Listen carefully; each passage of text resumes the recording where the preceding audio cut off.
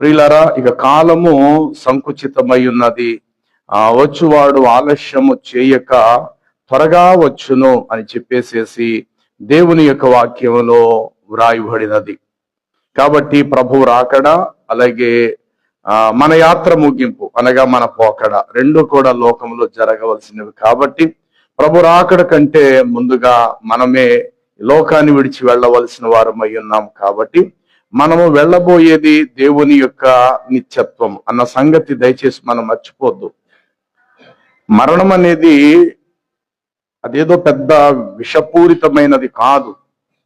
మరణం అనేటువంటిది బైబిల్ ప్రకారంగా తీసుకున్న మన శరీరాన్ని మరలా మనం మట్టికి అప్పగిస్తున్నాము, అంతే. అప్పు తీసుకున్నాము, ఒకానొక సమయం మందు మరలా అప్పులు వడ్డీతో రుణం ఎట్లాగైతే మనం చెల్లిస్తామో, మట్టి నుండి తీయబడిన శరీరము తిరిగి మట్టికి చేరును అన్నట్లుగా మరణం అనేది ఏం చేయబడుతుందంటే మనం తీసుకున్న శరీరాన్ని మనము మట్టికి అప్పగిస్తున్నాం, అంతే. చచ్చిపోవటం అంటే అదేదో పెద్ద విషపూరితంగాను, అదేదో పెద్ద చెడ్డగాను, అదేదో పెద్ద శాపగ్రస్తంగా మనము భావించవలసిన అవసరం లేదు. కానీ మట్టి నుండి నువ్వు తీయబడ్డావు, తిరిగి నువ్వు మన్నైపోదు అని ప్రభు చెప్పినట్లుగా మనం తీసుకున్న శరీరం లేక మనకి ఇవ్వబడిన ఈ శరీరము ఎచ్చటి నుండి అయితే ఈ శరీరం మనకు వచ్చిందో లేక తీయబడిందో ఆ మట్టికి మనం మరలా మన శరీరాన్ని అప్పగిస్తున్నాం, అంతే.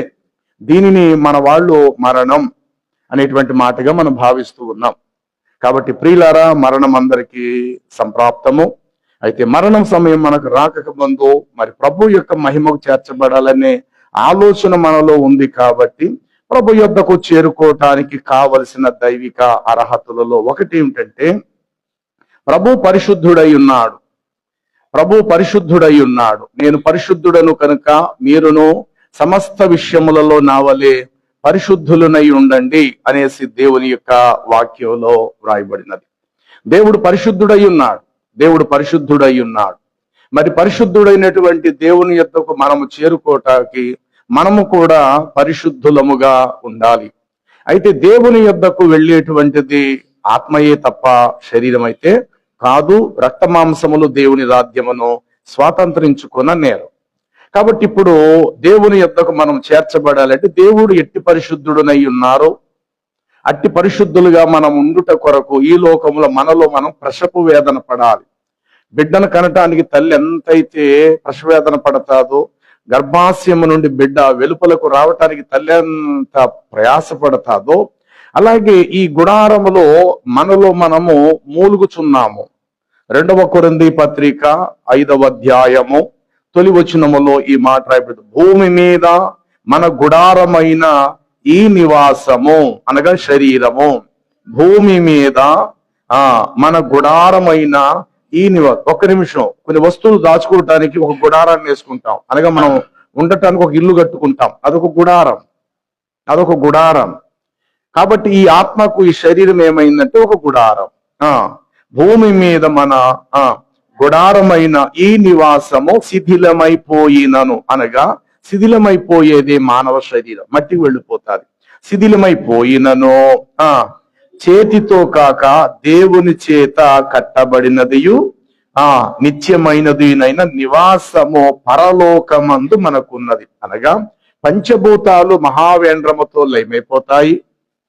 ఈ పంచభూతాలలో ఒకటి భూమి, ఈ భూమి నుండి తీయబడిన మన శరీరం, ఈ నివాసము, ఈ గుడారము, ఇది కూడా శిథిలమైపోతుంది. భూమి ఆకాశము లయమైనట్లు మన శరీరము కూడా లయమవుతుంది. అయితే దేవుని చేత కట్టబడిన పరలోక పట్టణము అంటే కట్టబడినదియు స్థిరమైనదియునైన పరలోకములో ఉన్న పట్టణం ఎట్లా ఉందో మన ఆత్మ కూడా అంత ఖచ్చితం, అంత నిశ్చయత. మన ఆత్మ దేవుని రాజ్యములో నిశ్చయముగా ఉండేటువంటిది. రెండో మాట ఏంటంటే మనము పరలోకమందు మనకు ఉన్నదని ఎరుగుదమో, మనము దిగంబరులము కాక. అంటే బట్ట తీసేస్తే మనం ఎవరు? దిగంబరులము. శరీరాన్ని విడిచిపెడితే ఆత్మ దిగంబరం అనుకోండి. ఒక్క నిమిషం, బట్ట తీసేస్తే శరీరము దిగంబరము, అలాగే ఆత్మను ఈ శరీరం విడిచిపెడితే ఆత్మ కూడా దిగంబరం. అయితే ఆ ఆత్మకు దేవుడట మరొక శరీరాన్ని రెడీ చేసి పెట్టాడు. చూడండి, మనము దిగంబరులము కాక వస్త్రములను ధరించుకొనిన వారముగా వస్త్రములను ధరించుకొనిన వారముగా కనబడుచున్నాము. కాబట్టి పరలోకము నుండి వచ్చు మన శాశ్వతమైన నివాసము దీనిపైని ధరించుకొన నపేక్షించుచు దీనిలో మనము మూల్గుచున్నాము. ఎస్, ప్రసవ వేదన పడే ఆ తల్లి బిడ్డ బయటకు రావాలి అని చెప్పి ఎంత ప్రసవ వేదన పడతాదో, ఈ శరీరములో ఉన్న మన ఆత్మ శరీరమును చీల్చుకొని బయటకు రావటానికి, ప్రభు యొక్క మహిమకు ఈ శరీరం ఆ అంతరాత్మ చేరటానికి మనలో మనము ప్రసవ వేదన పడాలని వాక్యం నేర్పిస్తుంది. తల్లి గర్భాశయంలో శిశువు రావటానికి ఎంత ప్రయాసపడుతుందో, ఎంత ప్రసవేదన పడతాదో, ఈ జీవిత కాలంలో నీకు నాకు దైవ ప్రసవ వేదన కావాలి. అవును, నిజంగా నేను భూమి మీద బిడ్డను కంటానా, 9 నెలలు అబార్షన్ అయిపోద్దా బాబాయ్, 3 నెలలు 4 నెలలు అయిపోద్దా, లేదు చాలా జాగ్రత్తగా ఉండాలా, అడుగులు చాలా జాగ్రత్తగా వెళ్ళా, ఏ తినాలి అదే తినాలి, ఏ తినకూడదు అది తినకూడదు, ఎక్కడ పడితే అక్కడ వెళ్ళకూడదు, గతుకులున్న దారిలో ప్రయాణం చేయకూడదు. అలా చేస్తే గనుక నా యొక్క గర్భంలో ఉండేటువంటి శిశువు రక్తపు ముద్దగా జారిపోవచ్చేమో. కాబట్టి 9 నెలలు అనగా బిడ్డ బయటకు వచ్చే వరకు నేను చాలా జాగ్రత్తగా ఉండాలి. బిడ్డ బయటకు వచ్చే వరకు నేను చాలా జాగ్రత్తగా అడుగులు వేయాలి, చాలా జాగ్రత్తగా నేను ఉండాలా. ఎలా పడితే అలాగా, ఎటు పడితట్లు ఎలా పడితే అలా నేను జీవించడానికి వీలు అని చెప్పి ఒక గర్భము ధరించిన తల్లి బిడ్డను కనేంత వరకు ఆ శరీరాన్ని ఎంత జాగ్రత్తగా కాపాడుకుంటాదో, మనలో ఉన్న ఆత్మ బయటకు వచ్చే వరకు కూడా మనలో మనము ప్రసవ వేదన పడాలి. అవును, నా ఆత్మ దేవుని దగ్గర నిజంగా వెళ్ళదా? నేను దేవుని యొద్దకు వెళ్ళనా? నా దినములు సంపూర్ణంగా చేయబడతాయా? అకాలంగా నేను ముగించబడతానా? నా దినములు ఆఖరి వరకు నేను ఉంటానా? కొంచెం నెలలు తయారై బిడ్డ బయటకు వస్తే అవయవం సంపూర్ణం కాదు. కాబట్టి పూర్తిగా తయారైన బిడ్డ బయటకు వస్తేనే పరిపూర్ణం. ఆ రీతిగానే మన ఆత్మ దేవుడు కోరుకున్న ఆ స్థాయికి మనం రావాలి అనంటే మన అంతరాత్మ ఏం చేయబడాలంటే కడగబడాలి. చెప్పండి, ఏం చేయబడాలి? కడగబడాలి. దీనిని 51వ కీర్తనలో 2వ వచనములో చెప్పాడు. ఏమని? 51 మీరు చదివిన కీర్తన 2వ వచనములో రాయబడినది. ఎప్పుడు కూడా కీర్తన తీసేయకూడదు, అదే మాట చెప్తాను, దాన్ని జాగ్రత్తగా పట్టుకోవాలి. ఏమని రాయబడింది? నా దోషములు పోవునట్లు నన్ను బాగుగా కడుగుము, నా పాపములు పోవునట్లు నన్ను పవిత్రపరచు. నా వైపు చూడండి. ఇప్పుడు నువ్వు చేతితో చేసిన పాపం చేతులు లేదు, ఇలా చెయ్యిలా నరికేసుకుంటే, యా బాబు ఎందుకు నరికేసుకున్నావు? అయ్యా ఈ చేతితో ఒక మర్డర్ చేశాను అయ్యా, ఏదో చేశాను కాబట్టి చేతి తప్పు చేసింది కాబట్టి చేతిని నరికేసుకున్నాను అన్నంత మాత్రాన దోషం ఎంతటితో పోదు. చేసింది చెయ్యే కావచ్చు, చేసింది కన్నే కావచ్చు, చేసింది కాలే కావచ్చు, చేసింది నిలువెత్తిన శరీరమే కావచ్చు.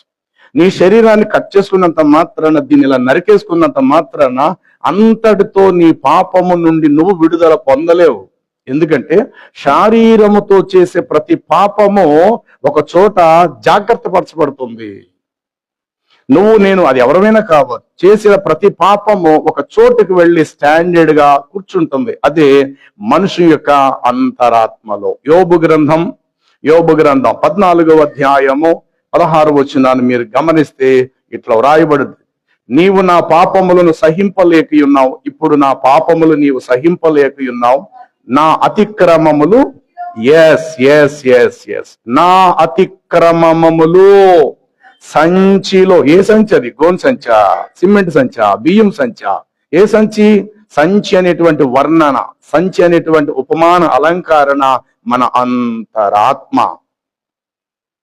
సంచితో పోల్చబడి, సంచిలో కొన్ని వస్తువులు వేసుకుంటాం, సంచిలో కొన్ని వస్తువులు వేసుకొని ఆ వస్తువులు చేతితో పట్టుకొని మనం ప్రయాణం చేస్తాం, ఊర్లు వెళ్తాం, చేతిలో కొన్ని బట్టలు పెట్టుకోనో కొన్ని సరుకులు వేసుకొని సంచులు వేసుకుని ఎట్లాగైతే వెళతామో ఈ సంచి కరువు ఆత్మ అనేటువంటి ఈ సంచి కరువులో నువ్వు చేసిన పాపాలు కావచ్చు, పుణ్యాలే కావచ్చు, ఇవన్నీ కలిసి ఇందులో స్టోరేజ్ అయి ఉన్నది.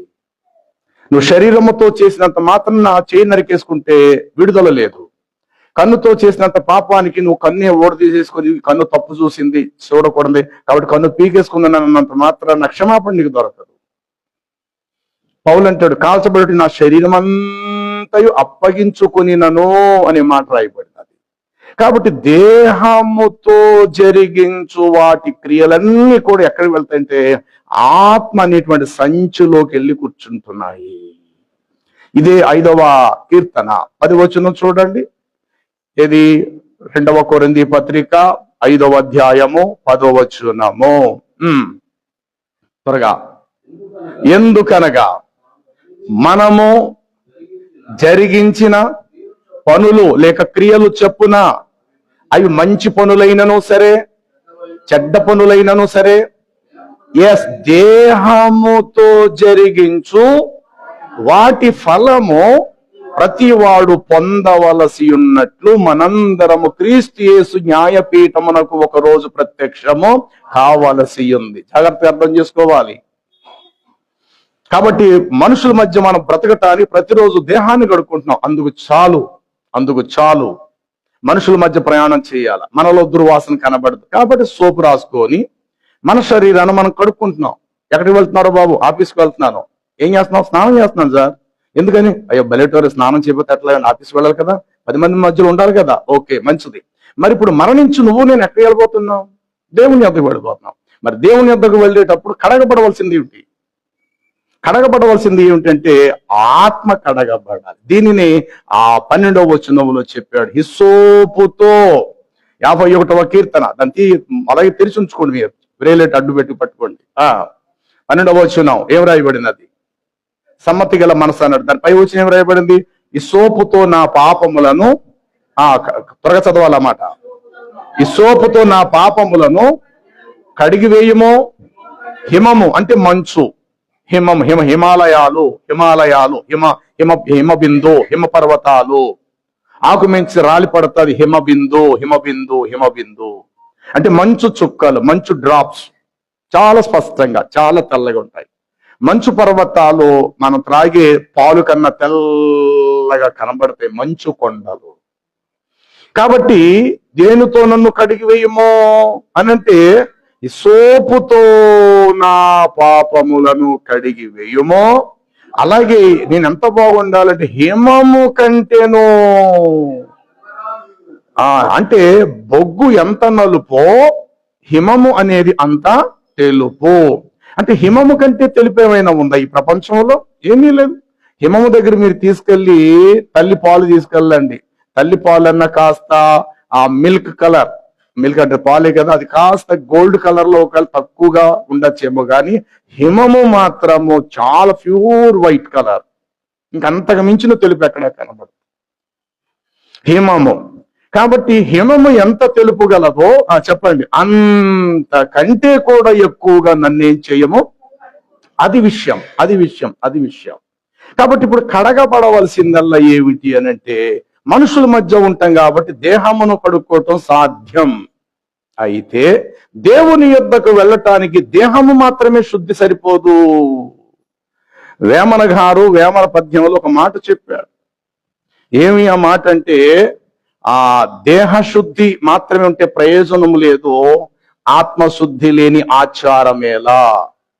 చెప్పండి, ఆత్మశుద్ధి లేని ఆచారము ఎలా? అంటే ఆత్మకు శుద్ధి లేకుండా ఎన్ని పనులు చేస్తే మాత్రం ఏం కలిసి వస్తుంది నీకు? శరీరం తెగ తోవేసుకుంటే అది మాత్రమే దేవుడు చూస్తాడా? కాబట్టి దేహశుద్ధి కాదు, ఆత్మశుద్ధి అవసరం. మనుషుల మధ్య ఉండటానికి దేహశుద్ధి అవసరం, దేవుని యొద్దకు ఎక్కిపోవటానికి ఆత్మశుద్ధి అవసరం. ఎందుకంటే తాను జరిగించు క్రియలు చెప్పినవి మంచివైనను సరే చెడ్డవైనను సరే దేహముతో జరిగించు వాటి ఫలము ప్రతి వాడు పొందినట్లు మనందరం క్రీస్తు యేసు యొక్క న్యాయపీఠం ఎదుట ప్రత్యక్షము కావాల్సింది. అయితే చెయ్యదో నరహత్య చేసిందని చేయి నరికేసుకుంటే కుదరదు గాక. ఇది చేసినటువంటి ఈ పాపము సరాసరి ఎక్కడికి వెళ్ళి కూర్చుందంటే ఆత్మలోకి వెళ్ళి కూర్చుంది. మనం రాసిన ఒక లెటర్ తీసుకెళ్లి పూర్వకాలమందు తపాల సంచి అంటారు. ఏం పేరు పెట్టేదానికి? తపాల సంచి. అంటే ఆ పోస్ట్ బాక్స్ ఒక ఎర్రగా ఉంటది, వీధులు అక్కడక్కడ సెంటర్ లో పెట్టేవారు. ఖచ్చితంగా మనీ ఆ యొక్క లెటర్స్ వేయాలంటే ఖచ్చితంగా పోస్ట్ ఆఫీస్, పోస్ట్ బాక్స్ ఎక్కడ ఉంటే వీధులు అక్కడ రోడ్ల మీద పెట్టేవారు. అక్కడికి వెళ్ళి ఇలా వేసినప్పుడు లోపలకు వెళ్ళటానికి మాత్రం మాత్రమే అవకాశం తప్ప లోపల నుంచి తీయటానికి రాకూడనట్లు ఒక నల్ల చిన్న తలుపు దానికి అడ్డుంటుంది. చూసారా మీరు చిన్నప్పుడు ఇలా వేసినప్పుడు లోపలికి వెళ్తుంది, కానీ వెళ్ళి మనం తీయాలంటే గనుక అది రాదు, ఎందుకంటే తలుపు అక్కడ అడ్డుపడతాది. దానిని మరొక పర్యాపదములు ఏమంటారంటే తపాలా సంచి.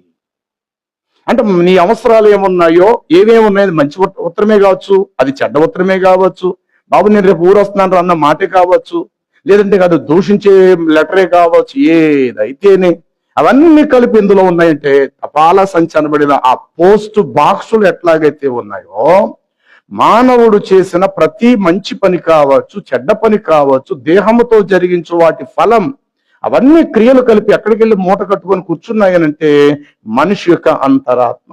గర్వము, ఈర్ష, పగ, స్వార్థము, ప్రేమించలేని గుణము, తృణీకరించుట, ఇవన్నీ కూడా నీ ఆత్మకు పట్టినటువంటి కల్మషములు. ఇవన్నీ నీ ఆత్మను దేవుని యొద్దకు వెళ్లకుండా సంఖ్యలుగా బంధించేసేటువంటి ఆ యొక్క బంధకాలు. ఈర్ష, పగ, ద్వేషం, అసూయ, కపటం, స్వార్థం, అలాగే ధనాపేక్ష, ఇంకేమైనా కావచ్చు, ఇవన్నీ కూడా నీ ఆత్మకు భంగం చేస్తాయి. నీ ఆత్మను పట్టి పరలోకానికి వెళ్లకుండా ఈ చెడ్డవన్నీ కూడా నరకానికి పోవటానికి ఇవన్నీ దారి చూపిస్తాయి. కాబట్టి ఇప్పుడు కడగా పడవలసింది ఏమిటి అంటే అనుదినము వాక్యము చేత, చెప్పాలి, అనుదినము వాక్యము చేత నీ అంతరాత్మ కడగబడాలి. 9వ అధ్యాయం యోబు గ్రంథం 30వ వచనాన్ని చదివితే ఇట్లా రాయబడి ఉంటది, హిమముతో నన్ను నేను కడుగుకొనినను, సబ్బుతో నా పాపములు నేను కడుగుకొనినను, నీవు నన్ను గోతులో ఉంచెదవు. ఏం రాయబడింది? నేను నేను నేను హిమముతో, అంటే మంచు, నేను హిమముతో నన్ను నేను కడుక్కొనినా, పోని ఖరీదైన సబ్బు, ఒక చదవాలి, ఖరీదైన సబ్బుతో నా చేతులు నేను కడుగుకొనినా, ఖచ్చితంగా నీవు నన్ను నరకములో వేస్తా. అంటే గొయ్య అనే మాటకు పర్యాపద అర్థం ఏంటంటే గొయ్య అంటే గొయ్య అనుకోకండి, రోడ్ల మీద గుంతలు పడితే ఆ గొయ్య అనుకోకండి. అంతఃపుర భాష ప్రకారం గొయ్య అనే మాటకు శాశ్వతమైన నరకం. అంటే నీకు నువ్వు కడుక్కుంటే ప్రయోజనం లేదు, ఏది శరీరం కడుక్కోగాక, కానీ ఆత్మను నేను కడుక్కోలేం. పరమాత్మను యొద్దకు చేరేది ఆత్మయే గనుక కడగబడవలసిందల్లా ఇప్పుడు ఏమిటి అనంటే ఆత్మ శుద్ధీకరించబడాలి. అది కడగబడటం కొరకు నేను ఇక్కడికి రావాలి, వాక్యం చేత కడగబడాలి. వచ్చింది ఎలాగా వచ్చాం, మన అమ్మ ఎలాగ మనకి జన్మనిచ్చింది, కానీ ఇప్పుడు శరీరాన్ని విడిచి మరొక పురుషుడు లోపల నుంచి బయటికి రావాలి. తల్లి గర్భం నుంచి బిడ్డ బయటకు వచ్చినట్లు ఈ శరీరం విడిచిపెట్టి ఆత్మ బయటకు రావాలి. ఆ వచ్చేటువంటి ఆత్మ దేవుని యొద్దకు వెళ్ళగలిగే అర్హత గలదై బయటికి రావాలి. ఆ సమయానికి మనం మరణం రావాలి. కానీ దోషముల చేత మనము చచ్చినచ్చో మన ఆత్మ పరమాత్మ సమీపాన్ని చేరుకునే అవకాశం లేదు. అందుకు మనలో మనం మూలగాలట. ఈ దేహములో ఉన్నంత కాలము మనలో మనము మూల్గుచూ ప్రసపు వేదన పడుచున్నాము. సృష్టి కూడా ప్రసపు వేదన పడుతుందట. ఆ సంగతి మీకు తెలుసా? దేవుని బిడ్డలకు మారు మనసు రావాలని, దేవుని బిడ్డలో ఆ నిత్య జీవానికి చేరుకోవాలని. చూడండి 8వ అధ్యాయం 18వ వచనము, రోమాపత్రిక మన ఎడల ప్రత్యక్షము కాబోవు ఆ మహిమ ఎదుట ఇప్పటి కాలపు శ్రమలు ఎన్న తగినవి కావని ఎంచుకొనుచున్నాము. అయితే దేవుని కుమారులు ప్రత్యక్షత కొరకు సృష్టి మిగులు ఆశతో తేరి చూచుచు కనిపెట్టుకొనుచున్నది. ఏలయనగా సృష్టి నాశనమునకు లోనైన దాస్యములో నుండి విడిపింపబడి దేవుని పిల్లలు పొందబోవు ఆ మహిమగల ప్రత్యక్షత పొందుదుమను నిరీక్షణ గలదే స్వేచ్ఛగా కాక దానిని లోపరిచిన వాని మూలముగా వ్యర్థపరచబడెను అనంటూ సృష్టి యావత్తు ఇదివరకు ఏకగ్రీవముగా మూల్గుచు ప్రసపు వేదన పడుచున్నది అని ఎరుగుదుము. ఎవరట ప్రసవేదన పడేది? సృష్టి యావత్తునట. చెప్పండి, సృష్టి ప్రసవేదన పడటం ఏంటని మీరు అనుకుంటున్నారా? ఎస్, భూమి మీద నువ్వు నడుస్తున్నావు కదా, ఈ భూమి దేవుని పాదపెట్టు దేవుని మాట చేతి కలిగింది కదా. ఈ భూమి అరే ఇంతగా నడుస్తున్నాడు, రేపు పొద్దున్న వీడు నరకానికి వెళతాడా ఏంటి, అయ్యో అలా అని చెప్పి సృష్టి మిగులు బాధపడుతున్నట్ట.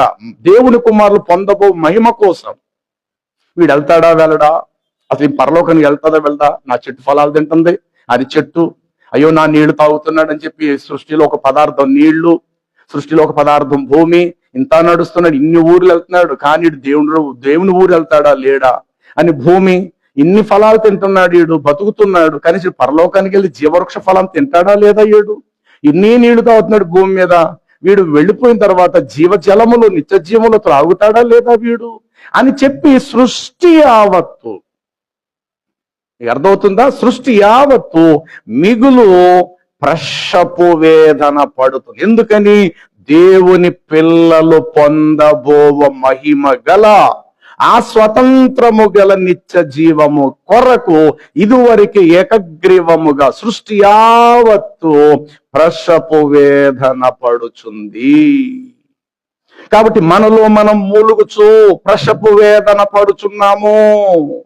బిడ్డను కనేటప్పుడు ఆ తల్లికి ప్రసపు వేదన, ఆత్మ బయటికి రావటానికి శరీరానికి ప్రసపు వేదన అవసరము, నిత్య జీవం వెళ్ళాలని చెప్పి సృష్టి యావత్తు ప్రసపు వేదన. ఎప్పుడైనా ఈ మాటలు చదువుతున్నారు మీరు, దేవుని లేఖ ఎంత పరమార్థాలు దేవుడు దాచుంచాడని, ఎంతటి విలువైనటువంటి వాస్తవ సంగతులు దేవుడి తన గ్రంథములో పొందుపరచడం మనకి ఏమైనా అర్థమవుతుందా? అవసరం బట్టి నీళ్లు తాగేస్తున్నాం, అవసరం బట్టి భూమి మీద నడుస్తున్నాం, అవసరం బట్టి ఆ ఫలాలు తినేస్తున్నాం, ఎక్కడ కావాలంటే అక్కడ మన ప్రయాణాలు చేసేస్తున్నాం. కానీ మనం ఎంత ప్రయాణం చేసి సృష్టి లోపలే ఒక బంతిలో ఉన్నట్టుగా మన లోపల ఉన్నాం, ఒక కూర దాకలో పదార్థం ఉన్నట్టుగానే సృష్టిలో మనం అందరం ఉన్నాం. ఒకరోజు ఈ సృష్టి దాటిపోయి అదృశ్య లోకానికి మనం వెళ్ళబోతున్నాము. ఈ సృష్టి యొక్క మెట్టు దాటి, సృష్టి యొక్క గట్టు దాటి, సరిహద్దు దాటిపోయి ఇక మనం ఎప్పటికీ ఉండవు ఇక్కడ. ఇది దాటిపోయి అనంత లోకానికి ఒకనొక దినము వెళ్ళబోతున్నాం. ఆ వెళ్ళేది ఎవరంటే కనబడే శరీరము కాదు, కనబడని ఆత్మదేవుని యొద్దకు చేరుకోవాలి. మరణం అనేది అదేదో పెద్ద భూతంగా భావించబాకండి. మరణం అనగా రుణం తీసుకున్న నీ యొక్క రుణం మరలా ఎట్లయితే రుణం ఇచ్చేస్తామో, మట్టి నుండి నువ్వు తీసుకున్న శరీరాన్ని మరలా దేనికి అప్పగిస్తున్నావు, మట్టికి ఇది బాధ్యత అండి, బాధ్యత. ఇల్లు ఖాళీ చేసిన తర్వాత తాళాలు ఇదిగో బాబు, పని అయిపోయిన తర్వాత స్కూటర్ మీద వచ్చి బాబు బండి ఇచ్చారు కదా ఇదిగో తాళాలు ఇదిగో, ఎలాగైతే అప్పగిస్తామో మన శరీరాన్ని మట్టికి అప్పగిస్తున్నాం అంతే. దీనిని పెద్ద విషముగా చూసేసి ఇదేదో పెద్ద పెనుభూతంలో భావించి బాబోయ్ చావు వచ్చింది, బాబోయ్ మా పిల్లడు చచ్చిపోయాడు, అంతవరకు మనం వెళ్ళిపోక్కర్లేదు.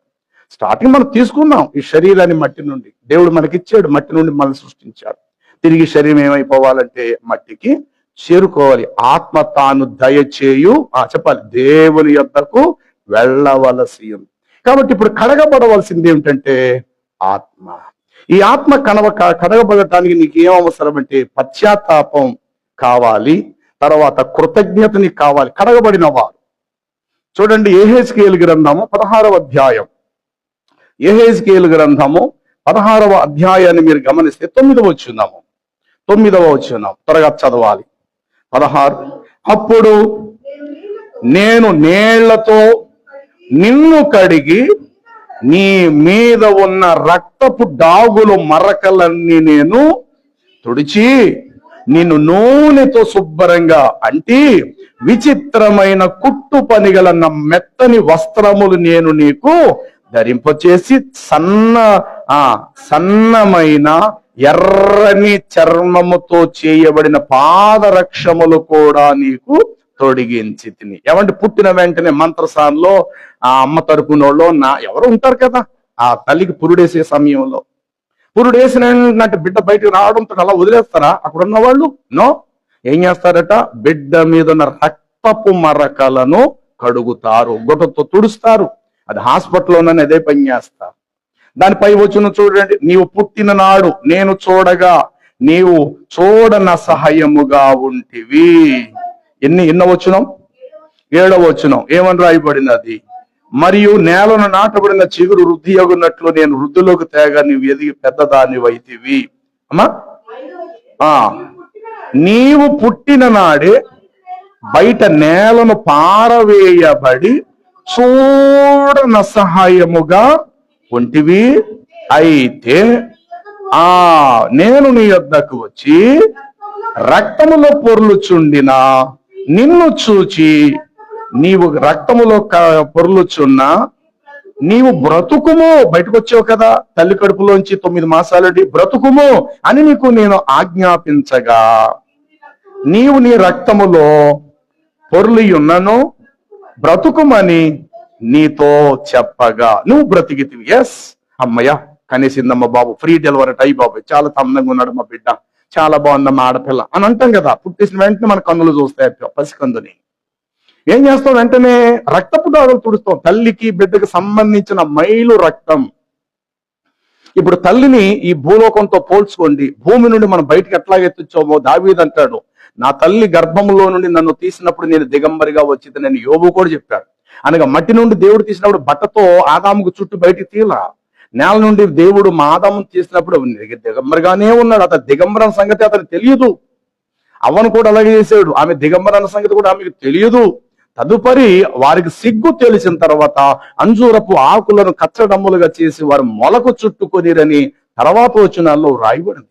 కాబట్టి నేను నా తల్లి గర్భములో నుండి దిగంబరిగా వచ్చి తిని మరలా నేను అక్కడకు దిగంబరుగానే వెళ్ళిపోవదును అన్నాడు. అక్కడికంటే ఏంటి? అమ్మ కడుపులోక?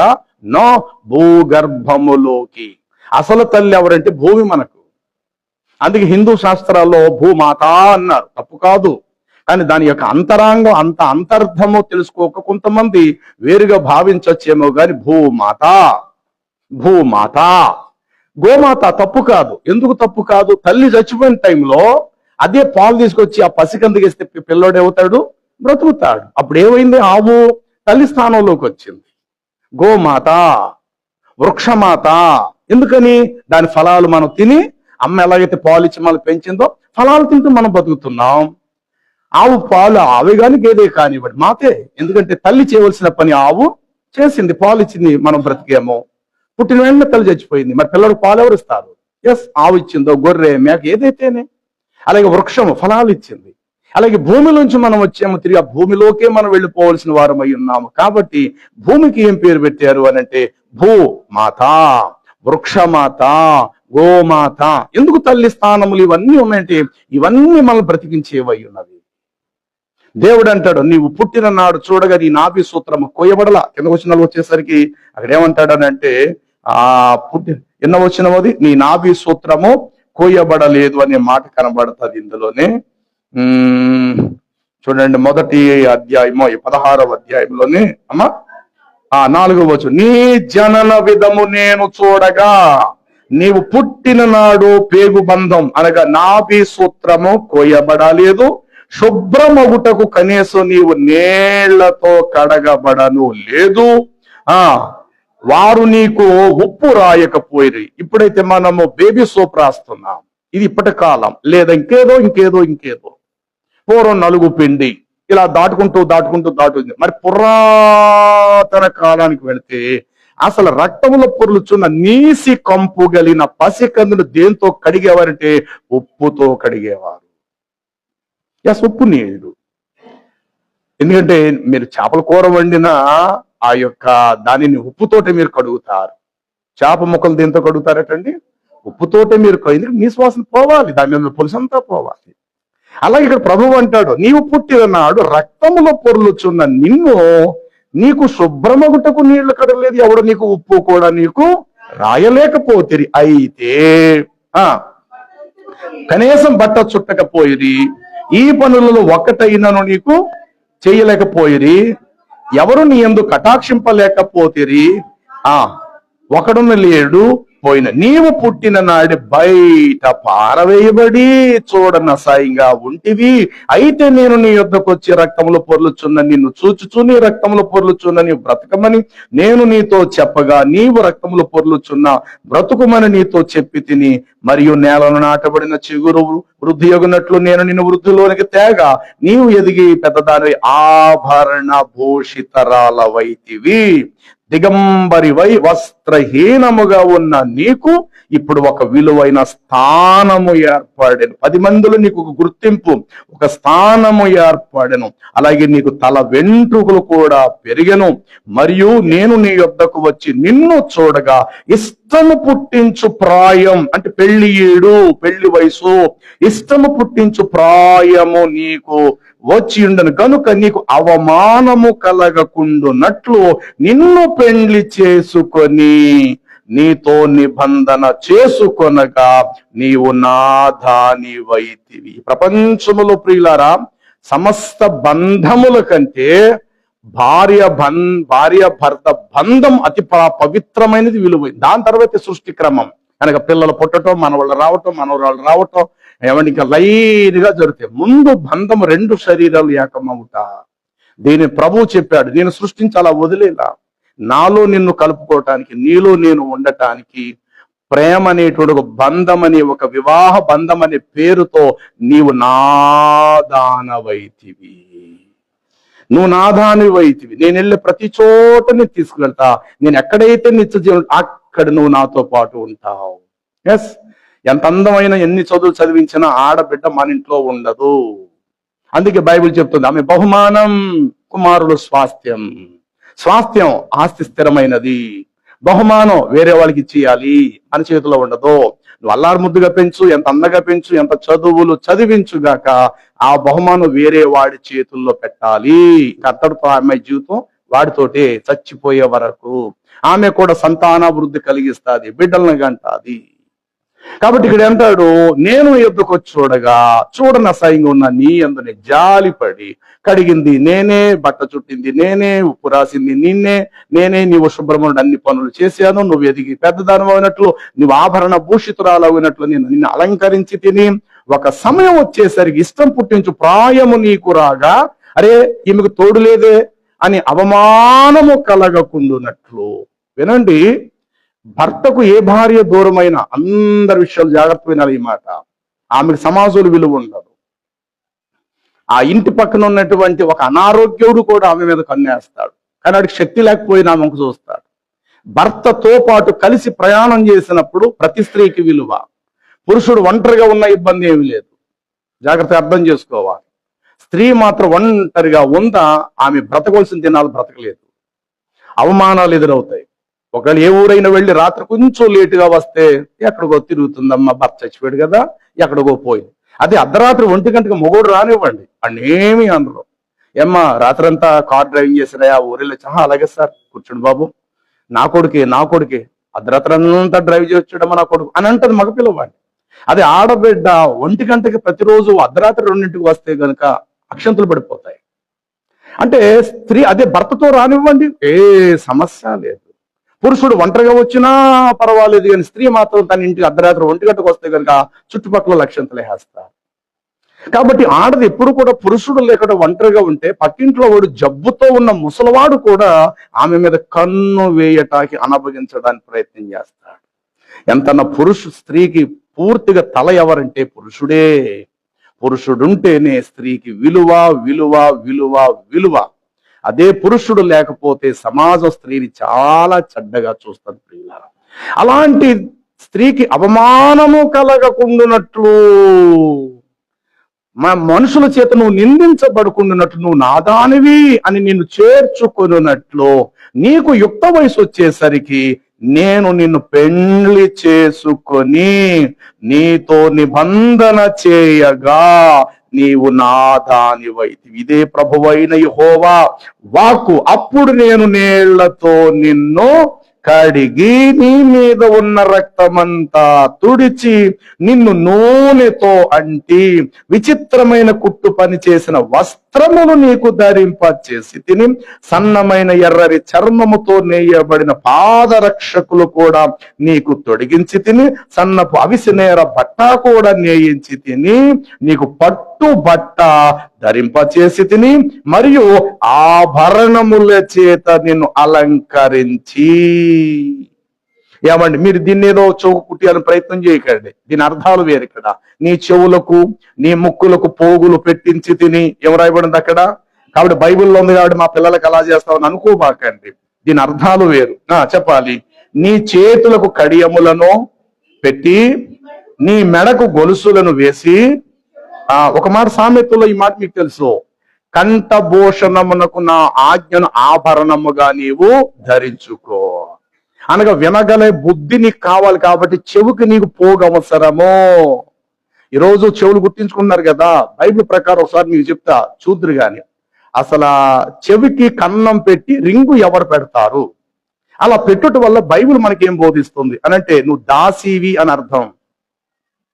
ఎస్, బైబిల్ ప్రకారం అదే.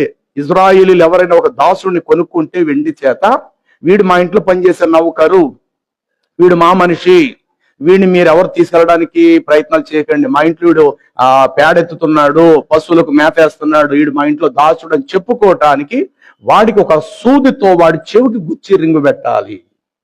తద్వారా వాడు మార్కెట్లోకి వెళ్ళి వచ్చినప్పుడు వీడు ఎవరింట్లో పని చేస్తున్నాడు, ఆడదానికి కాళ్ళకు సుట్లో ఉంటే పెళ్ళయిందని ఎట్లా గుర్తింపో, చెవికి రింగు పెట్టడంతో వచ్చేటే ఈ వ్యక్తి ఒక ఇంట్లో నౌకరని ఆ రోజుల్లో అర్థం. ఇది కాబట్టి సంఘం ఆత్మ చెప్పు మాట చెవి గలవాడు వినుగాక.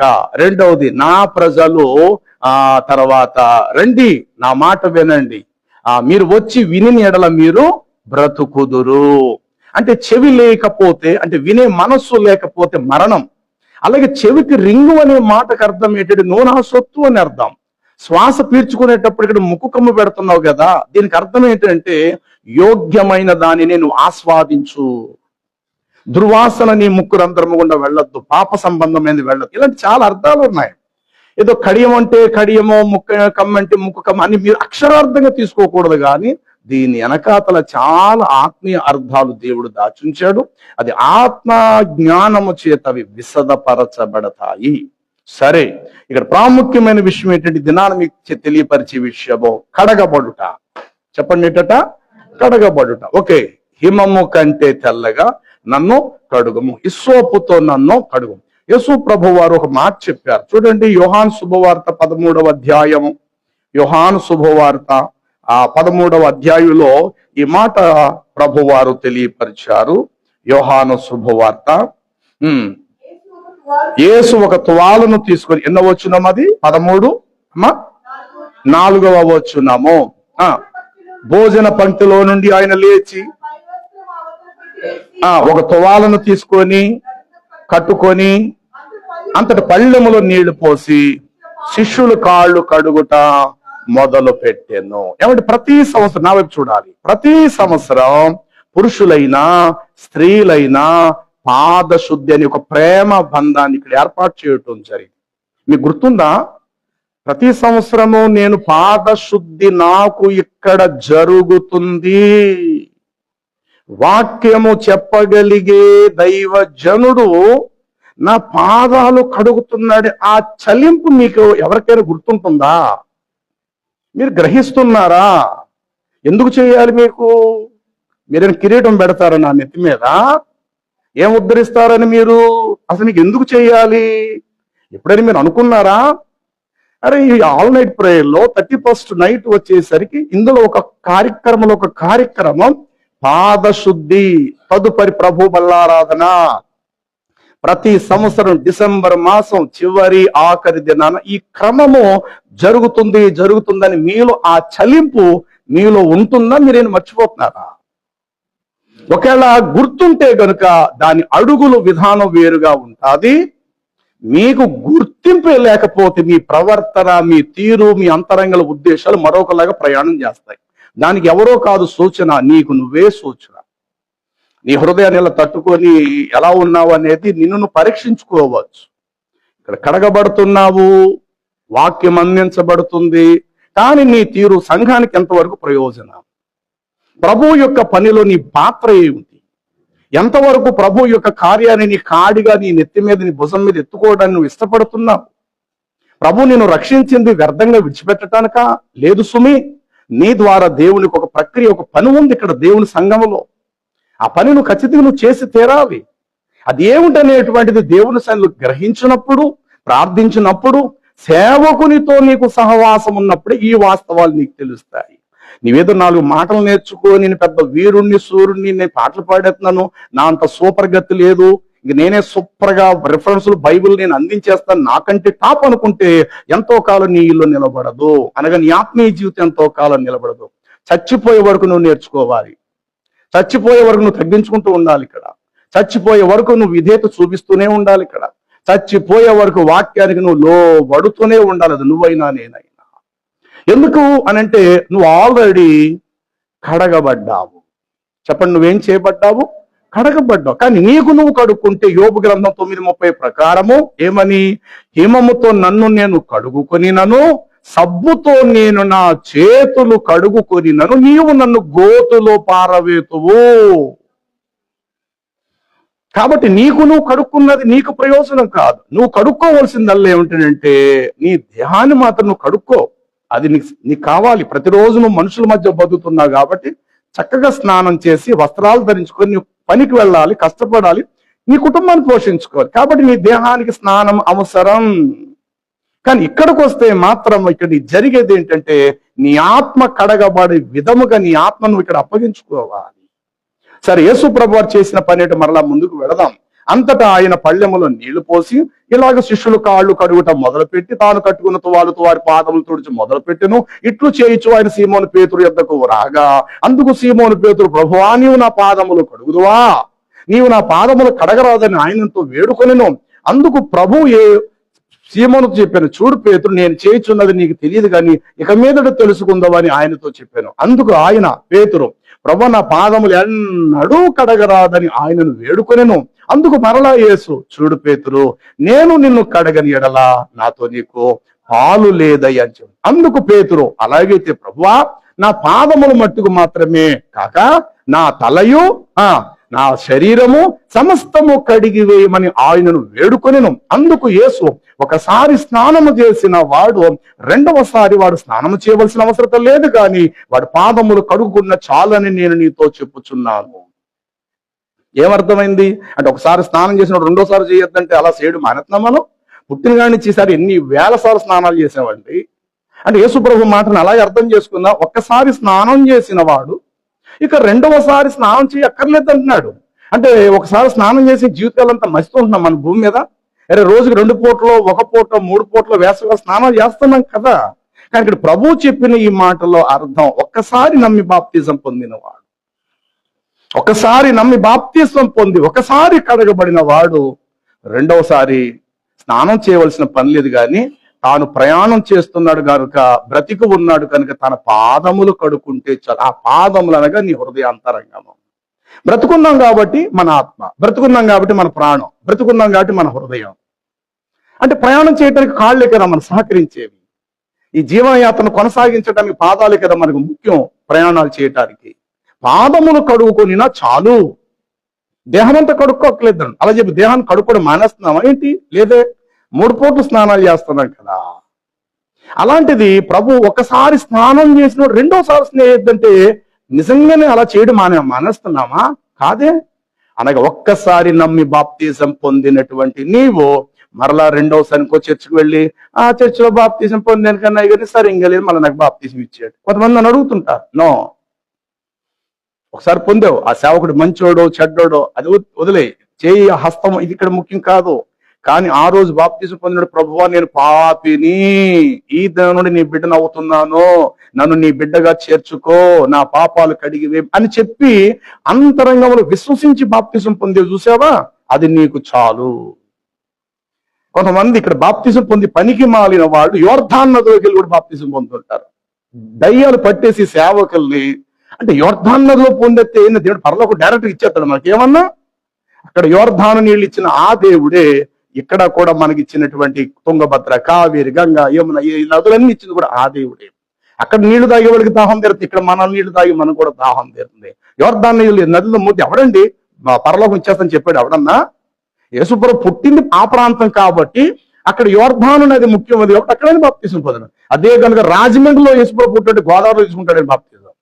వాస్తవం ఇది కరెక్ట్. ఇది ఒక రాజమండ్రిలో కనుక ఒకవేళ వచ్చి ఉంటే కనుక రాజమండ్రి ఉండే నది అదే కదా.